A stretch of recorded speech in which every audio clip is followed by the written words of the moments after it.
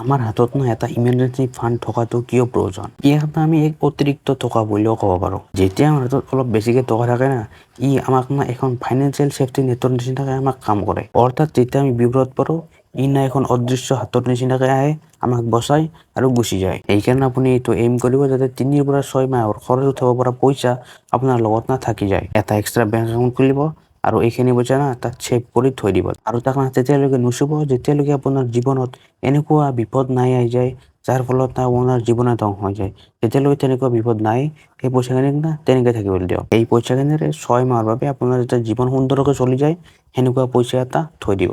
কাৰণ আমাৰ জীৱনত বিপদ আহিয়ে থাকে। উদাহৰণস্বৰূপে আপুনি ক'ৰবাত জব কৰিছিল আৰু আপোনাক জবৰ পৰা উলিয়াই দিলে। আপোনাৰ বহুত ডাঙৰ বেমাৰ হৈ গ'ল, আপোনাৰ ঘৰৰ কাৰোবাৰ বেমাৰ হৈ গ'ল, বহুত ডাঙৰ, যাত বহুত টকা লাগে। বা আপুনি যিখন গাড়ী ব্যৱহাৰ কৰে, সেই গাড়ীখন বেয়াকৈ নষ্ট হৈ গ'ল, যাক ঠিক কৰিবলৈ বহুত টকাৰ প্ৰয়োজন। সেইকাৰণে অলপ টকা এই বিপদসমূহৰ পৰা যেতিয়া আপুনি হাত সাৰিব পাৰে, তাৰ বাবে তাক এক্সট্ৰাকে থৈ দিব। তাক এনেই নুচুব। কাৰণ যেতিয়া আমাৰ হাতত অলপ পইচা থাকে, এক্সট্ৰা পইচা থাকে, মানুহৰ এটা শান্তিয়ে, মানুহৰ এটা সাহস আহে যে যিমানে বিপদ নহওক আমি তাৰ পৰা হাত সাৰিমেই। আৰু যেতিয়া আপোনাৰ হাতত অলপ এক্সট্ৰা টকা থাকে, তেতিয়া আপুনি অলাগতিয়াল যে ধাৰ থাকে, সুতত যে আপুনি অলাগতিয়ালভাৱে পইচা লয়, কাৰণ আমাক টকাৰ বহুত প্ৰয়োজন হয়। কিয়নো আপোনাৰ ঘৰত বা আপোনাৰ জীৱনত বিপদ আহি গ'ল, টকা লাগে আপোনাক, টকা নহ'লেতো নহয়। সেইবাবে এই যেতিয়া অতিৰিক্ত টকাখিনি থাকে, এই ইমাৰ্জেঞ্চি ফাণ্ড যেতিয়া আপোনাৰ লগত থাকে, তেতিয়া সেইখিনিৰ পৰা আপুনি হাত সাৰিব পাৰে। এটা কথাত ক'বলৈ গ'লে ই আপোনাৰ জীৱন ৰক্ষা কৰে।